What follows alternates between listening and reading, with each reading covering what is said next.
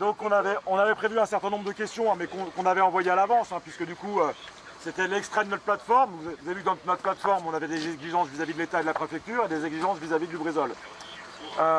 D'abord sur la question des conventions d'indemnisation, évidemment ils nous confirment ce qu'on avait comme information non officielle, à savoir que les conventions qui ont été proposées d'une part au monde agricole, d'une part aux entreprises et aux collectivités territoriales, et bien pour pouvoir être indemnisé, il faut renoncer à toute procédure judiciaire contre Lubrizol.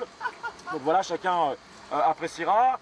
Il confirme que les conventions ne sont évidemment pas publiques.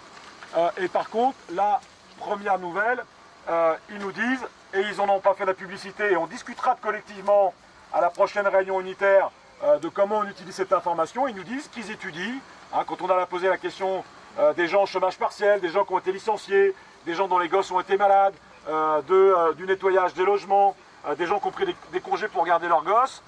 Ils disent on n'en fait pas la pub, hein, mais bien évidemment on est bienveillant, on est une super entreprise et on étudiera hein, toutes les situations en termes d'indemnisation. Donc il nous faudra réfléchir à cet aspect-là dans notre stratégie. Sur le suivi sanitaire, hein, puisqu'on exigeait que le suivi sanitaire soit à la charge de Lubrizol, ils nous disent nous, évidemment on ne s'engage à rien, hein, on respectera les prescriptions de l'État, à savoir que l'État a prescrit une analyse environnementale et qu'après, si l'État les oblige, ils paieront, mais sinon, en gros, ce n'est pas un sujet pour eux. Sur la question du fait qu'on avait posé la dépollution à la charge complète de Lubrizol et à eux de l'organiser. Mes pauvres monsieur, c'est drôlement trop compliqué à faire ça. Hein. On peut produire dans les entreprises Céveso, c'est pas compliqué, mais par contre organiser l'opération de dépollution, aller chez les gens, c'est des propriétés privées, donc on nous dit on ne sait pas faire. Et donc c'est aux gens de se démerder et Lubrizol paiera plus ou moins sur la dépollution et notamment, voilà, je ne rentre pas trop dans le détail.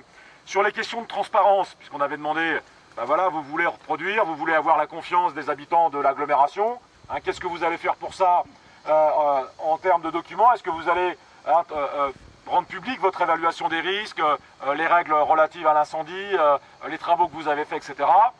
Donc là, la réponse, c'est on prend la question, hein, mais pour eux, la transparence, c'est mauvais. Par exemple, aujourd'hui, ils considèrent hein, que d'avoir diffusé sur le site de la préfecture les 479 fiches de données de sécurité où tout le monde peut se rendre compte qu'on a des produits cancérogènes, reprotoxiques, etc.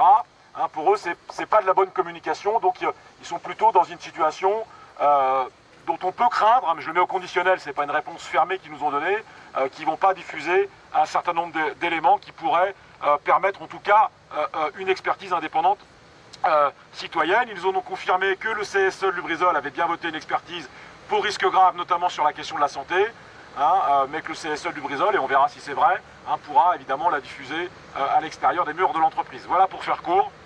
On était reçus donc par Madame Striga, Monsieur Bonvalet et Monsieur Ballet. Voilà, si quelqu'un veut compléter.